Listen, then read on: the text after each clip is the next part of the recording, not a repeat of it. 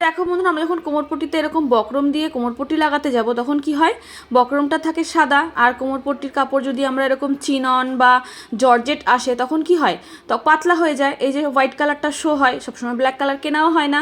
তো দেখো এটা কি করব, এখানে আমি একটা ট্রিক্স কাজ করব। দেখো এত পাতলা এইভাবে দিলে কিন্তু একদমই বাজে লাগবে দেখতে। তার জন্য আমি কি করেছি, এই যে বক্রমটার একটা পোর্শনে আমি ক্রেপ লাইনিং দিয়ে পেঁচিয়ে নিয়েছি একটা পোর্শন। তো এইবার কিন্তু হোয়াইট পোর্শনটা দেখা যাচ্ছে না। তো আমি কি করব, আগে কিন্তু কোমর বেল্টটা লাগিয়ে নিয়েছি 1/2 ইঞ্চি করে।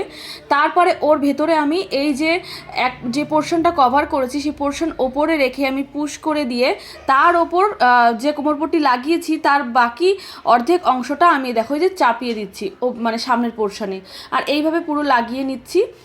তো আমি তো এইভাবেই কাজ করলাম, তোমরাও কিন্তু এইভাবে করতে পারো, সুন্দর ফিনিশিং আসে। এর ওপর যদি একটু আয়রন করে নেওয়া হয় তারপরে আরও সুন্দর লাগে। তো দেখো এই পাশটা ভেতরে সাদা দেখা যাচ্ছে আর ওপরটা দেখো কি সুন্দর একদম ব্ল্যাক।